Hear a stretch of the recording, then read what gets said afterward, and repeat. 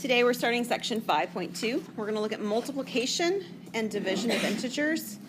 In particular, we're going to look at the multiplication part today, of course.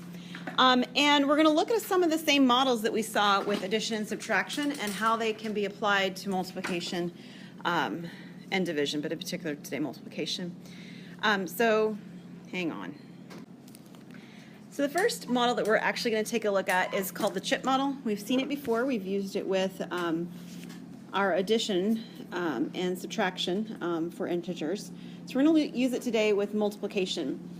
So what I want you to do first is to write down some details of what it means in terms of the model to do the multiplications. So we're going to assign sort of a description to each of our numbers, okay? Kind of like when I was doing my number line model and I had to talk about the fact that the negative meant to turn around. Do you guys remember that? This is that kind of an idea. The first here is going to mean that we're going to remove. That's what the negative is telling you. So if it had been a positive, we would be adding in. So we're going to remove 4 groups. And of course it's a 4 because there's a 4. So this had said 7, we would be removing 7. Excuse me, if it said negative 7. If it said positive 7, we'd be adding 7. Everybody good so far? All right. This piece right here is telling us of 3, was it negative? Negative chips. So we're going to be removing 4 groups of 3. And the chips that we're removing are negative. If the second value had been positive, we would be removing positives. Okay? Positive chips. So go ahead and sketch yourself a picture.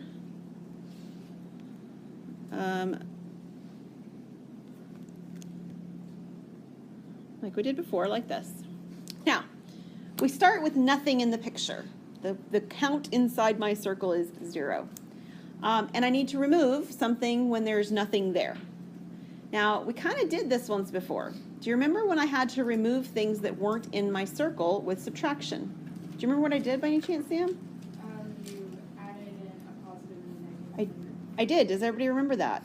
When I needed to remove something that wasn't there, I inserted 0 pairs in. So at the same time, I put in a positive and a negative chip of the same amount. So if I put in 3 positives, I put in 3 negatives. Well, I kind of know, especially if a child's learning this for the first time, they know that 4 times 3 is 12. Agreed? Okay, we learn about whole number multiplication 2nd to 3rd grade. Integer stuff's happening 5th grade. That's where we're looking at here. So we know 4 times 3 is 12 when we get here. So what we're going to do is we're going to add in to our circle 4 groups of 3, or 12. I'll get my other piece over here. Positives and negatives. So I have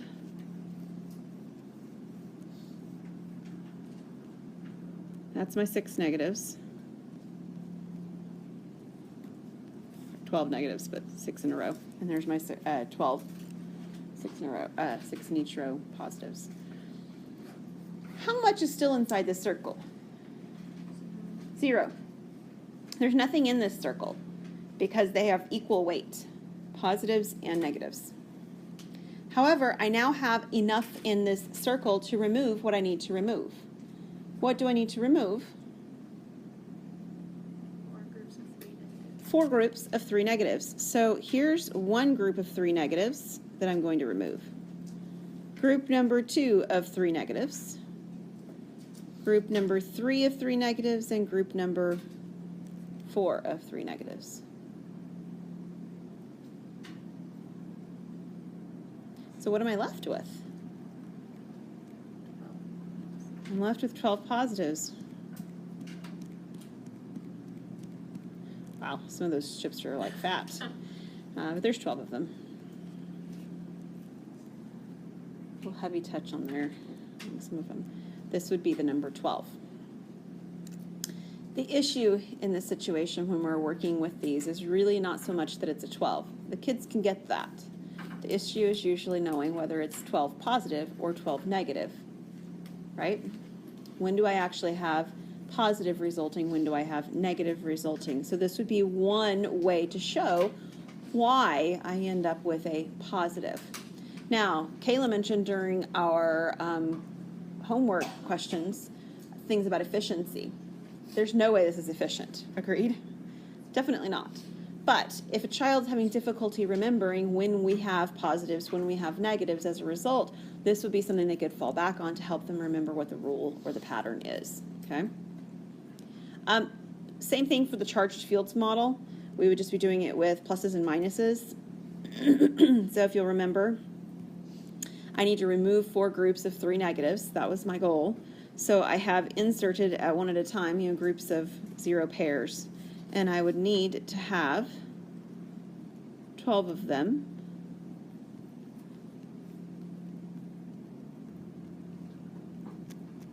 And then I would be able to remove my 4 groups of 3 negatives.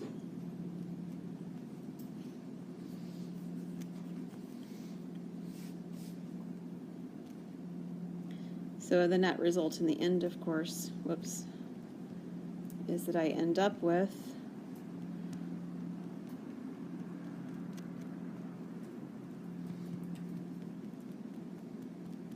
12 positive charges in my circle when I'm done, because I've removed 12 negatives.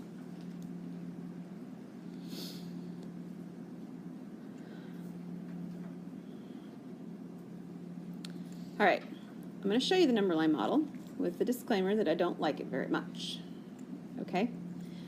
So I think that it makes it a little bit more confusing. It works great for addition and subtraction. I love the number line model. That's how I think about it. I'm not a huge fan of it for multiplication. So let's actually draw our number line. And let me again tell you what the values actually mean in terms of this model, like I did with the CHIPS model. This right here tells me, and you'll be okay with this one, that we're going to move left. I should say move left 4 at a time. I'm good with that. Negative, left, 4 at a time. The number 4, no problem with that. It's the second part that's a little bit awkward. This tells us that the time starts, in this case it's the number 3, so 3, and it's a time frame, so we're going to go with hours ago. So let me draw the picture so you can see what I mean by what I've said. Wherever you want to start, you're going to move from that starting point. Don't put any numbers on anything yet, but move from that starting point left 4 at a time. So 1, 2, 3, 4. That'd be 1 move left. 1, 2, 3, 4. That's 2 moves left. 1, 2, 3, 4. And that's 3 moves, and I'm doing it 3 times because it says 3 hours ago. Okay, so moving 4 at a time 3 times.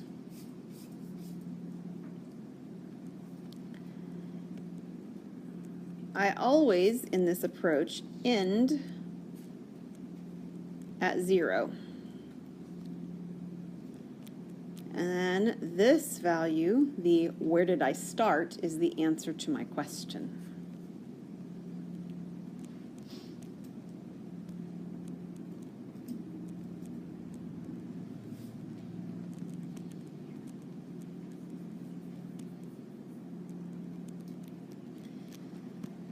So, you know the answer to the question. You know where we started now. Where did we start?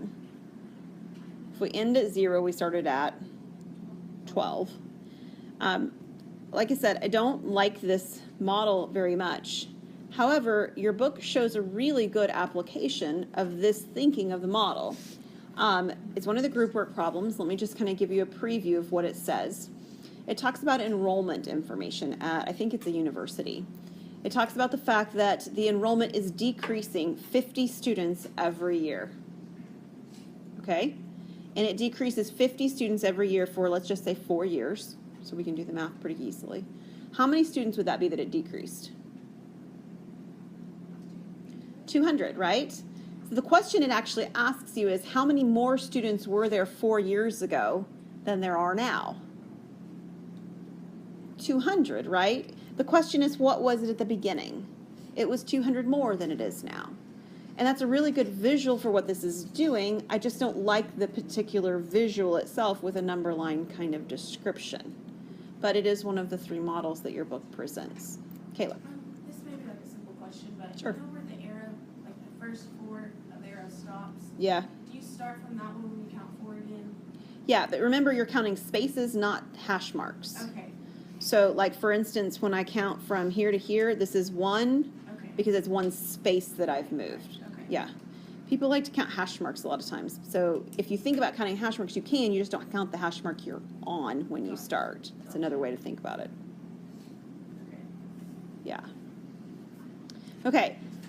Let's actually talk about some nuts and bolts of integer multiplication now.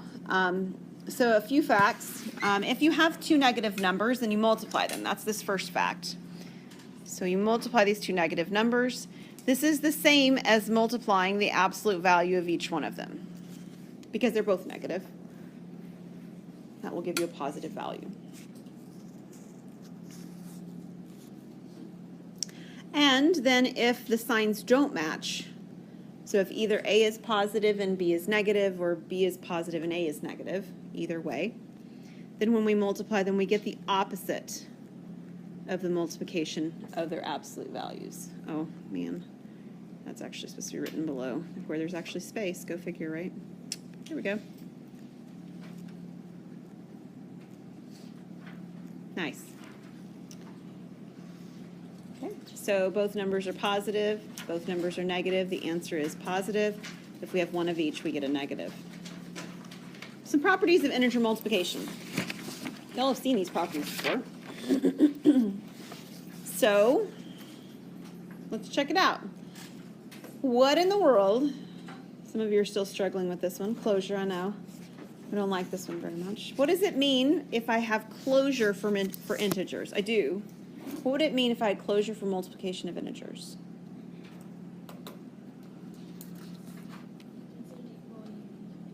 You got it.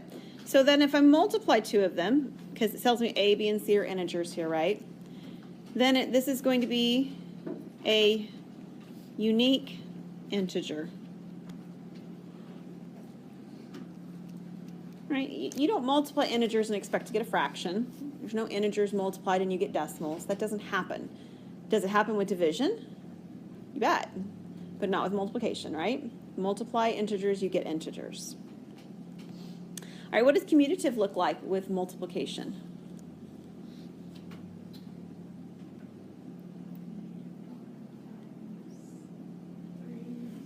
Okay.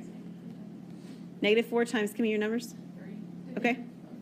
Yeah, that's fine. And then reverse it, 3 times negative. Awesome. And in general, that would mean that A times B is equal to B times A, right, Ariel? Oh, yeah. Yeah. Yeah, and it would work for anything. And that actually eliminates the need for us to actually put the negatives on if there's some of them that are negative or positive. So it works if we've got positives, it works if we have negatives. This is the same thing we had for closure and commutative properties for multiplication of whole numbers. It's not any different. Associative. What's Times E in parentheses times C is equal to A times B times C. You got it. That's the associative property for integers.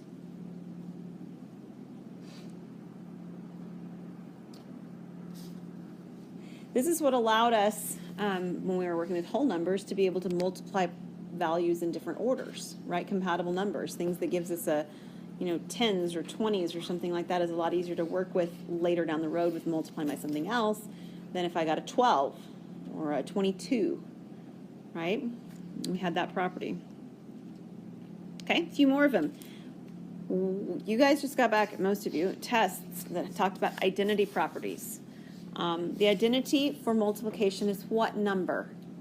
1, right? And the reason, this is the number 1, that's the identity element.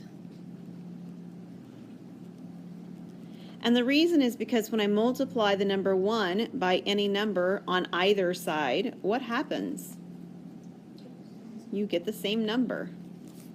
A times 1 is equal to 1 times A is equal to A. And it has to work in either order, right? That's why division didn't have that property. It only worked in one direction and not in both directions. All right, we have the distributive property for multiplication. I know you guys remember the distributive property. I'll write it down. This is A times B plus C. So this is a property that relates addition and multiplication into the same problem. This is AB plus AC. And we can do the multiplication in the other order as well. That is, we could have the addition first and then the multiplication afterwards. And again, this would be then BA plus CA, which is the same thing, of course, because the multiplications themselves are commutative too. Do you remember what the zero multiplication property is? What's it actually say? When you multiply something by 0, you get 0. That's exactly what it says. So 0 times A, or A times 0, again in either order, is equal to 0. So there's not a multiplication or a division property of 0. Because again, I could only do it in one direction, right? 0 divided by A is 0, but A divided by 0 is not defined. That's not a possible way of doing that problem. Okay, let's fill these in then. I would like for you to identify which property is present in the examples given for A through D. So go ahead and write those down. Once you're done, grab somebody next to you and compare notes. See if you have the same properties listed.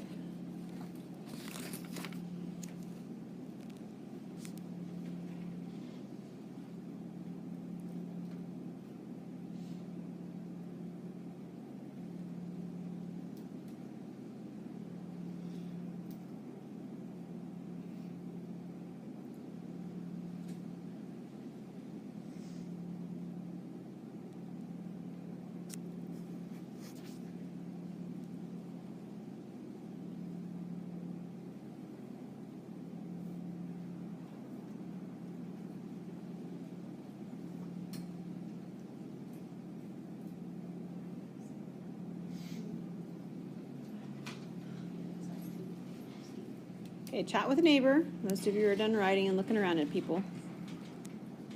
Compare notes.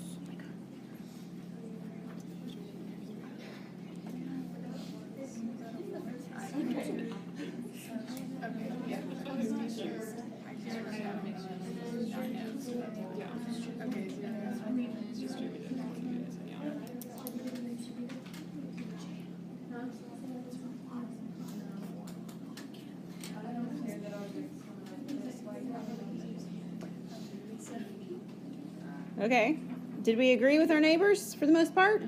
Awesome. What property did you see presented on part A? That's closure. Do you remember that symbol?